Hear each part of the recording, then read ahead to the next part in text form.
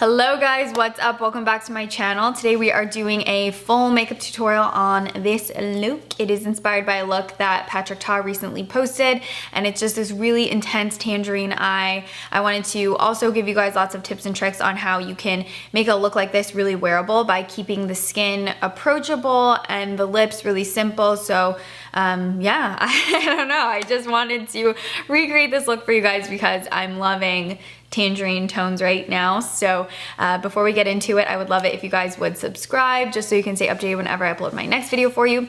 And if you guys would come follow me on Instagram too, that would be dope because I'm always on Instagram whenever I'm not here on my channel.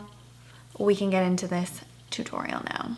I think one of the most important things when you're going for a look like this is we're doing a bold eye, so you want to focus just as much on your base as you do on the eye. So keeping the base looking as soft and approachable as possible. That way the look doesn't come off as, you know, overdone or heavy. You just want to keep it looking very, you know, feminine and just keep your skin looking fresh. Basically, okay. So we're going to start off with primer. I'm going to use the e.l.f. Jelly Pop Dew Primer. Just gonna take a big bead of it, warm it up, and apply it. And this is one of those amazing sticky skin primers, which I am so obsessed with. I'm gonna take a little bit of the CoverGirl Lid Lockup Eyeshadow Primer, pop that right on the eyelids, and blend it out with my fingers. I'm using the Charlotte Tilbury Hollywood Flawless Filter in 4. And we're gonna apply this all over as our illuminating base. And then just gonna buff this in with the IT Cosmetics foundation brush.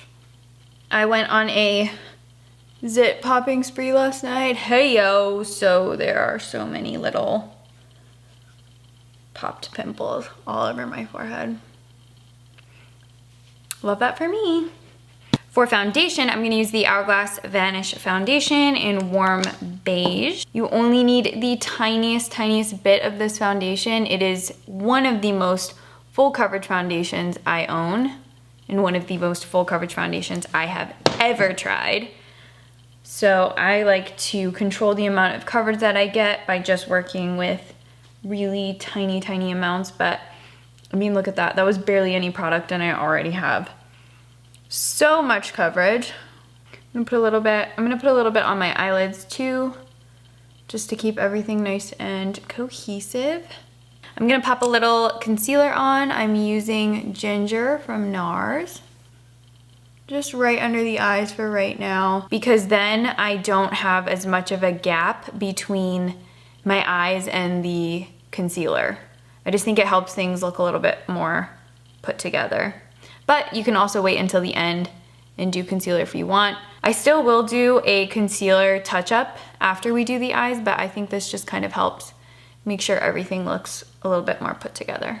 I'm gonna take this matte lipstick from Laura Mercier in the shade Stylin', and I'm gonna push this all over my eyelid up into the crease because I wanna use this as a coral base, and it'll just help these shadows pop a little bit more.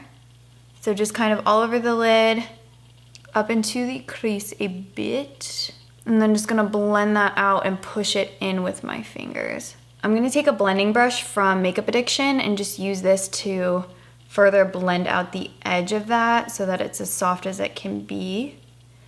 But using your finger for the first round of blending is totally fine. I feel like it'll kind of help melt that product down and give it a little bit more wiggle room so that it's a little bit more warm and moves around easier. So then you just go in with a blending brush and you will soften that sucker out. I'm gonna take the shade Carnelian from the Natasha Denona Sunrise palette, and I'm gonna lightly apply this all over that lipstick that we're using as an eyeshadow base. And I'm just kind of lightly applying it in these little, you know, circular buffing motions, and you'll see it turns into a really pretty orange, I was gonna say orangerine, really pretty tangerine. Whereas if you don't have that, you know, kind of coral base under there, it does not look nearly as tangerine. And you can just slowly build up the intensity with light layers. I want to keep it nice and soft and rounded. And just blend as I go. That coral base is really just what kind of makes it pop and look super tangerine. So I think if anything, the coral base is the most important. Now I'm gonna take that shade Carnelian on a Zoeva 227, and I'm gonna use this on the lower lash line. I wouldn't use a pencil brush for this part because I don't want it to look, you know, too structured or too perfect. I want it to be really blown out. So using a brush like this that's not super dense will give you that hazy blown out effect. And then I'm just gonna ever so softly pull it into the center of the eye like this. Just nestle it right in there.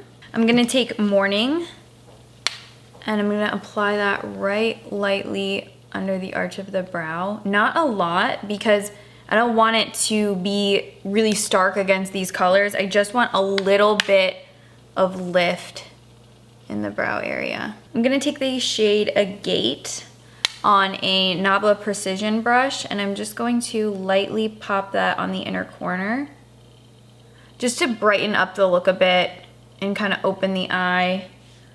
These are all matte, but I want to just put a little bit of shimmer on that inner corner. We are in major need of bronzer, so I'm going to take the Ipanema Sun bronzer from Becca on a Sonia Kashuk powder brush, and I'm just going to lightly buff this in pretty much all over just to warm up my face. And just really swirl it in so it looks really nice and airbrushed. And also pull it into the apples on my cheeks as well, because you want to warm up the center too.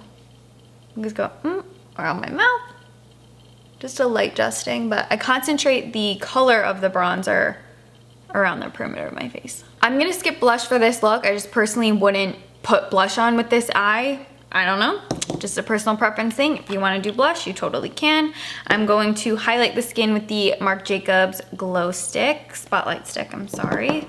And I'm also mixing in a little bit of ColourPop's Wisp just to kind of deepen up the color a bit. And I'm just gonna lightly apply this with my fingertips to the high points of the face and just really push it in and try to spread it a little bit thinner so that it looks more sheer and not so strobe-like. So I'll kind of lay the product down with the finger that has the product on it, and then I'll use a clean finger to blend it out. For eyeliner, I wanted to keep it in the realm of Tangerine, so I'm gonna use Lucky from Urban Decay, which is a really pretty copper eyeliner. And I'm actually gonna use this to tightline and waterline. I think this shade complements the look a little bit better than if we were to use just like a standard black or brown.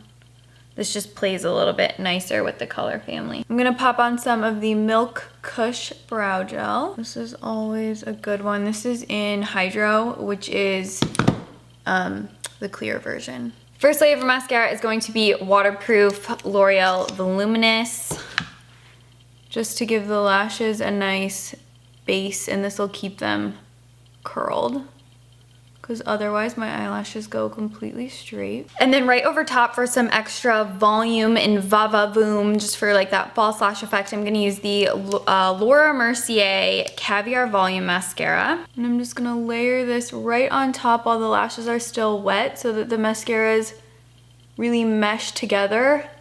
And if you do it while the first coat of mascara is still wet, they won't be as clumpy and the formulas will kind of unify versus fight each other. And then we will pop this on the lower lashes as well. I'm gonna quickly line my lips. I am using the Charlotte Tilbury Iconic Nude Lip Pencil. Solid nude lip pencil that's not gonna be too distracting, because with this eye, I wanna keep the lips really simple. This is Primal Instinct from NARS. It's one of their oil-infused lip tints. It's a nice sheer lip color that's not gonna compete with this eye. And I want a really, you know, juicy wet looking lip because I want this to be like really fresh. I'm gonna add just a touch more bronzer just to the apples of my cheeks because I want to warm that up just a little bit more. So I'm just gonna swirl this right on the apples. Alrighty, this is the finished Sweet Tangerine eye. I love tangerine tones right now and I really wanted to do a whole look for you guys. I think the biggest thing when you're trying to make, you know, bold colors like this as wearable as possible, focus just as much on your skin as you do on the eye look. So really take the time to get your skin looking as natural and as approachable as possible, and then it won't look so overdone and so heavy. And then keeping the lip really simple also just helps. You can't go wrong with a clear gloss. It'll complement the eye and it won't take away from the eye, and you won't have like, you know, really full covered skin and this bold eye look and a really, you know, distracting lip color. The look will flow together much more easily if you keep everything else nice and simple and approachable. So I really hope you guys loved this look and tutorial as much as I do. I really like this eye. I just think it's so much fun. I'm gonna have all the products listed and linked in the description box down below for you guys. If you have any questions about this tutorial or products or techniques or anything like that, feel free to hit me up in the comments down below. I always do my best to get back to you guys. I will link my Instagram as well because I would love it if you guys would follow me on there. And please subscribe if you didn't earlier. Leave a comment just to say hi as well. I will see you guys in my next video. Thank you so much for watching this one. Bye guys.